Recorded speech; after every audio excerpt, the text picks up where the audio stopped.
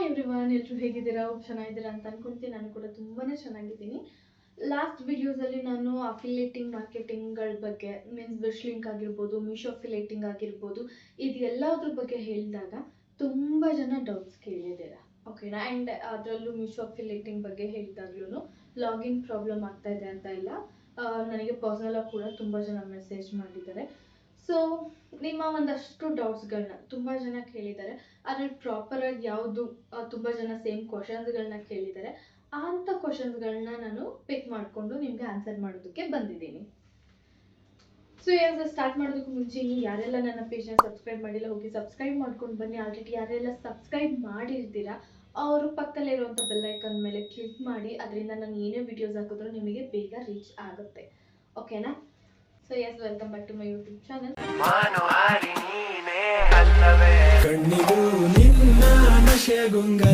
Firstly ತುಂಬ ಜನ ಹೇಳ್ತಾ ಇರೋದು ಮೀಶೋ ಅಫಿಲಿಯೇಟಿಂಗ್, ನಾವು ಮಾರ್ಕೆಟಿಂಗಿಗೆ ಮೀಶೋ ಅಫಿಲಿಯೇಟಿಂಗ್ ಕ್ರಿಯೇಟರ್ ಕ್ಲಬ್ಬಿಗೆ ಜಾಯ್ನ್ ಆಗೋದಕ್ಕೆ ನಮಗೆ ಆ ಲಾಗಿನ್ ಅನ್ನೋ ಆಪ್ಷನ್ ನಮಗೆ ತೋರಿಸ್ತಾ ಇಲ್ಲ. ನಮಗೆ ಏನು ಪ್ರೊಫೈಲ್ಗೆ ಹೋಗಿ ಇನ್ಸ್ಟಾಗ್ರಾಮಲ್ಲಿ ಪ್ರೊಫೈಲ್ಗೆ ಹೋಗಿ ಚೆಕ್ ಮಾಡ್ತೀವಿ, ಅಲ್ಲಿ ಮೋರ್ ಅನ್ನೋ ಆಪ್ಷನ್ ತೋರಿಸ್ತಾ ಇಲ್ಲ ಅಂತ ಅಲ್ವಾ? ಸೊ ಎಸ್, ನಾವು ಇನ್ಸ್ಟಾಗ್ರಾಮ್ ಥ್ರೂ ಲಾಗಿನ್ ಆಗೋದಕ್ಕೆ ಹೋದಾಗ ಕೆಲವೊಮ್ಮೆ ಅದು ಆಫ್ ಆಗಿರುತ್ತೆ. ಓಕೆನಾ? ಪರ್ಮನೆಂಟ್ ಆಗಾದ್ರೆ ಖಂಡಿತ ಇಲ್ಲ. ಇದು ತುಂಬ ಸಲ ಆಗುತ್ತೆ. ಈಗ ನಾನು ಮೀಶೋ ಕ್ಲಾಸ್ ಎಲ್ಲ ಮಾಡುವಾಗಲೂ ಅಷ್ಟೇ ನನ್ನ ಸ್ಟೂಡೆಂಟ್ಸು ಗೊತ್ತಿರುತ್ತೆ. ಕೆಲವೊಮ್ಮೆ ನಾನು ಸ್ಟಾರ್ಟ್ ಮಾಡೋ ಟೈಮಿಗೆ ಅದು ಕ್ಲೋಸ್ ಆಗಿಬಿಟ್ಟಿರ್ತಿತ್ತು. ನಮಗೂ ಕೂಡ ಅಲ್ಲಿ ಜಾಯಿನ್ ಆಗೋದಕ್ಕೆ ಅಲ್ಲಿ ಮೋರ್ ಆಪ್ಷನ್ ತೋರಿಸ್ತಾನೆ ಇರಲಿಲ್ಲ. ಸೊ ಅದು ಯಾವಾಗ ಬರುತ್ತೆ ಅಂತ ಕೇಳೋದಾದರೆ 1 to 3 days ಆದಮೇಲೆ ಅದು ಮತ್ತೆ ಮೋರ್ ಆಪ್ಷನ್ ಅಂತ ಹೇಳಿ ಲಾಗಿನ್ ಆಗೋದಕ್ಕೆ ಟೈಮ್ನ ಕೊಡ್ತಾರೆ. ನೀವು ಆಗಾಗ ಚೆಕ್ ಮಾಡಿಕೊಂಡು ಅಲ್ಲಿ ಲಾಗಿನ್ ಆಗ್ಬೋದು. ಇಲ್ಲ ಅಂತ ಅಂದರೆ ಮೀಶೋ ಅಫಿಲಿಯೇಟಿದ್ದು ಇರುತ್ತಲ್ವ, ಅದ್ರದ್ದು ಇನ್ನೂ ಒಂದು ಪ್ರೊಫೈಲ್ ಇರುತ್ತೆ. ಓಕೆನಾ? ನಾವು ಲಾಗಿನ್ ಆಗೋದಕ್ಕೆ ಅಲ್ಲಿ ಹೋದರೆ ನಮಗೆ ಅಲ್ಲಿ ಮೀಶೋ ಅಫಿಲಿಯೇಟಿಂಗ್ ಮಾರ್ಕೆಟಿಂಗ್ ಲಾಗಿನ್ ಆಗಿರ್ಬೋದು, ಸೈನ್ ಅಪ್ ಆಗಿರ್ಬೋದು, ಈ ರೀತಿ ಆಪ್ಷನ್ಸ್ಗಳನ್ನ ತೋರಿಸುತ್ತೆ. ಓಕೆನಾ? ಅದ್ರ ಮೇಲೆ ನೀವು ಕ್ಲಿಕ್ ಮಾಡಿದ್ರೆ ಸಾಕು, ಆಟೋಮೆಟಿಕ್ ಲಾಗಿನ್ ಆಗ್ತೀರಾ. ಆಟೋಮೆಟಿಕ್ ಮೀಶೋ ಕ್ರಿಯೇಟರ್ ಕ್ಲಬ್ಗೆ ಜಾಯಿನ್ ಆಗಿರ್ತೀರಾ. ಓಕೆನಾ? ಅಲ್ಲಿ ಕ್ಲಿಕ್ ಮಾಡಿದ ತಕ್ಷಣ ನೀವು ನಿಮ್ಮ ಮೀಶೋ ಆ್ಯಪ್ ಏನಿದೆ, ನೀವು ಶಾಪಿಂಗ್ ಮಾಡೋಂಥ ಆ್ಯಪ್ ಏನಿದೆ, ಅಲ್ಲಿ ಹೋಗ್ಬಿಟ್ಟು ಮೀಶೋ ಕ್ರಿಯೇಟರ್ ಕ್ಲಬ್ಬಿಗೆ ತೋರಿಸ್ತಾ ಇದೆಯಾ ನಿಮಗೆ ಅನ್ನೋದನ್ನ ಚೆಕ್ ಮಾಡ್ಕೊಳ್ಳಿ. ಓಕೆನಾ? ಮೀಶೋ ಕ್ರಿಯೇಟರ್ ಕ್ಲಬ್ ಓಪನ್ ಮಾಡೋದು ಹೇಗೆ ಅಂತ ಗೊತ್ತಿರುತ್ತೆ ಅಂತ ಅನ್ಕೊಂತೀನಿ. ಗೊತ್ತಿಲ್ಲ ಅಂದರೆ ಸೈಡಲ್ಲಿ ಕ್ಲಿಪ್ ಹಾಕ್ಬಿಡ್ತೀನಿ, ನೋಡ್ಕೊಳ್ಳಿ. ಓಕೆನಾ? ನಿಮಗೆ ಮೀಶೋ ಕ್ರಿಯೇಟರ್ ಕ್ಲಬ್ ಅಂತ ತೋರಿಸ್ತಾ ಇರುತ್ತೆ. ಅದು ತೋರಿಸ್ತಿಲ್ಲ ಅಂತಂದರೆ ನೀವು ಇನ್ನೂ ಜಾಯಿನ್ ಆಗಿಲ್ಲ, ಮೀಶೋ ಕ್ರಿಯೇಟರ್ ಕ್ಲಬ್ಗೆ ಜಾಯಿನ್ ಆಗಿಲ್ಲ ಅಂತ ಅರ್ಥ. ಓಕೆನಾ? ಈಗ ಈ ಒಂದು ಟ್ರಿಕ್ಸು ನಿಮಗೆ ವರ್ಕ್ ಆಗಲಿಲ್ಲ ಅಂತ ಅಂದರೆ ನೀವೇನು ಟೆನ್ಷನ್ ತೊಗೊಳ್ಳೋ ಅವಶ್ಯಕತೆ ಇಲ್ಲ. ಮತ್ತೆ ನಮಗೆ ಆ ಒಂದು ಪ್ರೊಫೈಲಲ್ಲಿ ಲಾಗಿನ್ ಆಗೋದಕ್ಕೆ ಅಥವಾ ಜಾಯಿನ್ ಆಗೋದಕ್ಕೆ ಆಪ್ಷನ್ನ ಬಿಡ್ತಾರೆ. ಓಕೆನಾ? ಕೆಲವೊಮ್ಮೆ ತುಂಬ ಜನ ಜಾಯಿನ್ ಆದಾಗ ಅದನ್ನು ಆಫ್ ಮಾಡಿರ್ತಾರೆ ಅಷ್ಟೇ. ಅದಾದ್ಮೇಲೆ ಮತ್ತೆ ಆ ಆಪ್ಷನ್ ತೋರಿಸುತ್ತೆ. ಓಕೆನಾ? ಇವಾಗ ಹೋಗಿ ಚೆಕ್ ಮಾಡಿದ್ರೆ ನನಗೂ ಕೂಡ ಅದು ತೋರಿಸ್ತಾ ಇಲ್ಲ. ಸೊ ಇನ್ನೊಂದು 3 days ಅಥವಾ 2 days ಬಿಟ್ಟು ನೋಡಿ, ಅಥವಾ ಎವ್ರಿ ಡೇ ಚೆಕ್ ಮಾಡ್ತಾರೆ, ಅದು ಓಪನ್ ಆಗುತ್ತೆ.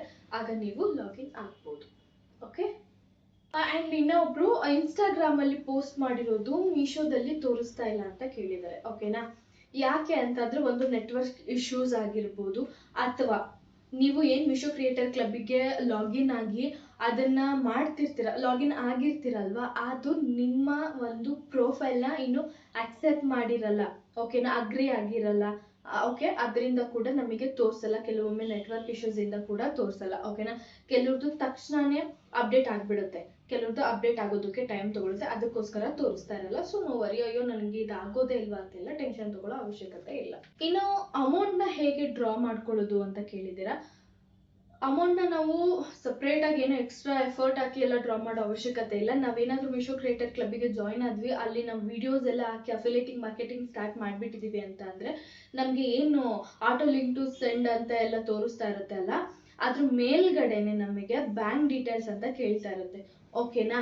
ಅಥವಾ ನೀವು ರೆಗ್ಯುಲರ್ ಮಾಡ್ತೋಗಿ ನಿಮ್ದು ಏನಾದರೂ ಒಂದು ಕಮಿಷನ್ ಅಂತ ಆದಾಗ ಅಲ್ಲಿ ಬ್ಯಾಂಕ್ ಡೀಟೇಲ್ಸ್ ಅಂತ ತೋರಿಸುತ್ತೆ. ಓಕೆನಾ? ಅಲ್ಲಿ ಕ್ಲಿಕ್ ಮಾಡಿ ನೀವು ನಿಮ್ಮ ಬ್ಯಾಂಕ್ ಡೀಟೇಲ್ಸ್ ಏನಿದೆ ಅದನ್ನು ಅಲ್ಲಿ ಫಿಲ್ ಮಾಡಿಕೊಂಡ್ರೆ ನಿಮಗೆ ಆಟೋಮೆಟಿಕ್ ಪೇಮೆಂಟ್ ಬರುತ್ತೆ. ಓಕೆನಾ? ನಾವು ವಿಡ್ರಾ ಮಾಡೋ ಅವಶ್ಯಕತೆನೇ ಇಲ್ಲ. ಅಲ್ಲಿ ಅಫಿಲಿಯೇಟಿಂಗ್ ಏನಿರುತ್ತೆ ಮೀಶೋ ಅವ್ರ ಕಡೆಯಿಂದನೇ ನಮಗೆ ಅಮೌಂಟು ನಮ್ಮದು ಆ ಟೈಮ್ದು ಏನು ಬರಬೇಕಾಗಿರುತ್ತೆ ಆ ಟೈಮಿಗೆ ನಮಗೆ ಅಮೌಂಟ್ ಬರುತ್ತೆ.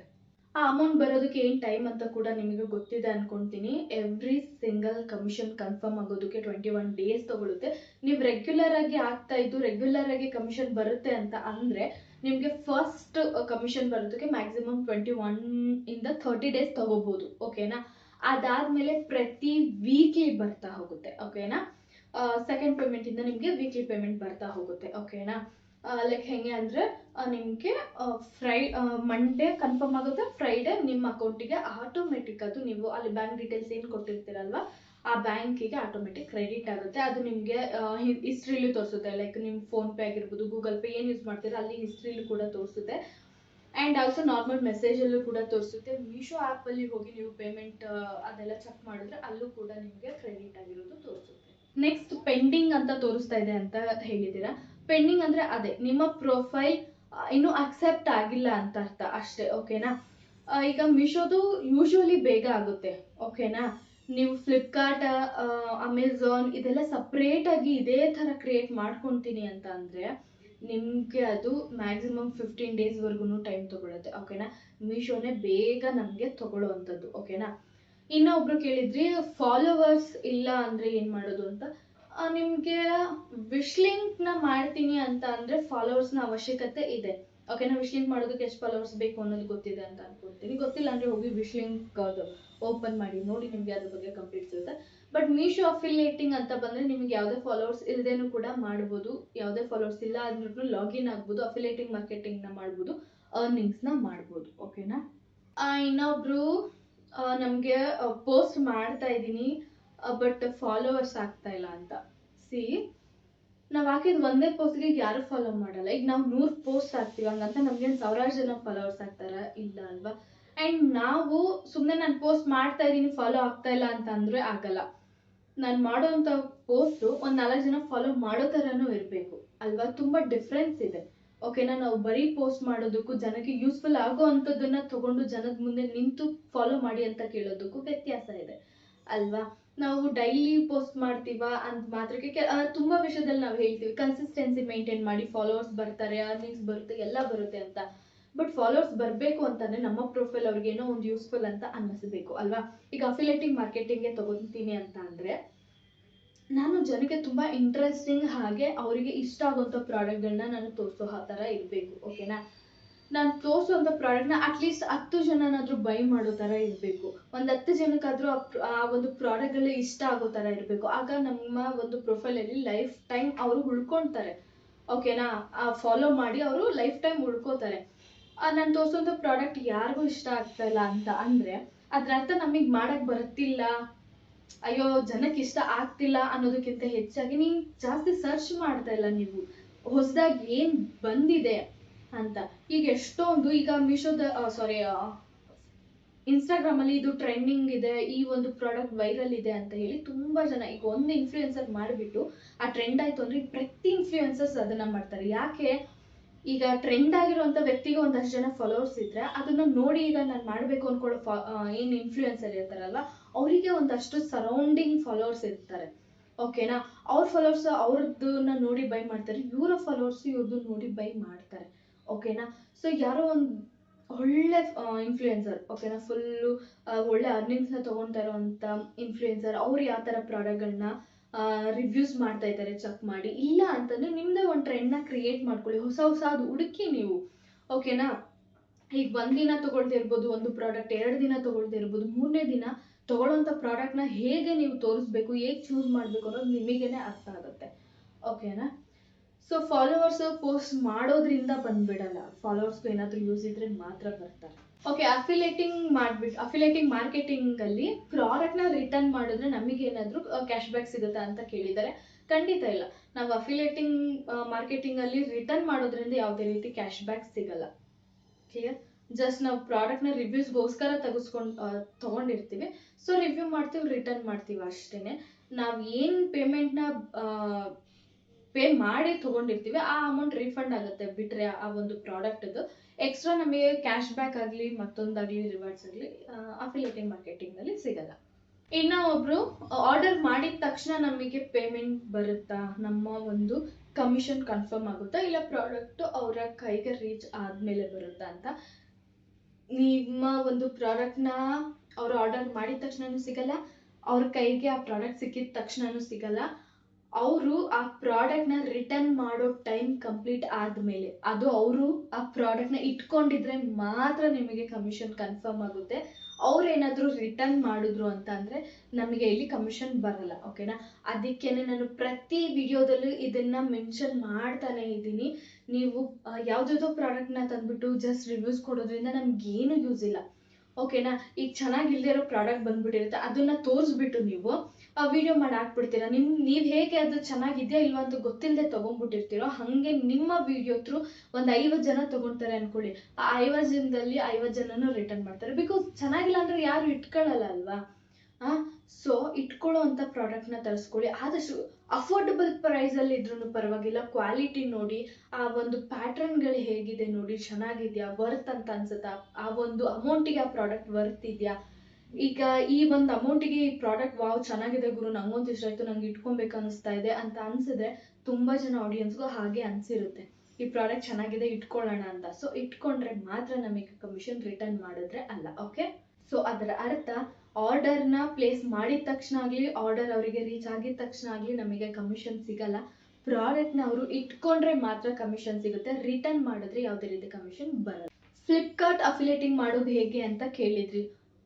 ನೀವು ವಿಶ್ ಲಿಂಕ್ನ ಕಲ್ತ್ಕೊಂಡ್ರೆ ಸಾಕು. ಸಪ್ರೇಟಾಗಿ ಫ್ಲಿಪ್ಕಾರ್ಟ್ ಅಫಿಲಿಯೇಟಿಂಗ್ ಮಾರ್ಕೆಟಿಂಗ್ ಎಲ್ಲ ಮಾಡಬೇಕು ಅನ್ನೋ ಅವಶ್ಯಕತೆ ಇಲ್ಲ. ಬಿಕಾಸ್ ಅದರಲ್ಲಿ ತುಂಬ ಸೆಟ್ಟಿಂಗ್ಸ್ ಅದೆಲ್ಲ ತುಂಬ ಹಿಂಸೆ ಆಗುತ್ತೆ. ಓಕೆನಾ? ಬಿಕಾಸ್ ಅದು ಅಪ್ರೂವ್ ಮಾಡೋದಕ್ಕೆ ಟೈಮ್ ತಗೊಳುತ್ತೆ. ಸ್ವಲ್ಪ ಅದು ಹಿಂಸೆ ಅಂತಲೇ ಹೇಳ್ಬೋದು. ಬಿಕಾಸ್ ನಾನು ಫ್ಲಿಪ್ಕಾರ್ಟ್ ಸಪ್ರೇಟಾಗಿ ಅಫಿಲಿಯೇಟಿಂಗ್ ಪ್ರೋಗ್ರಾಮ್ಗೆ ಜಾಯಿನ್ ಆಗಿದ್ದೀನಿ.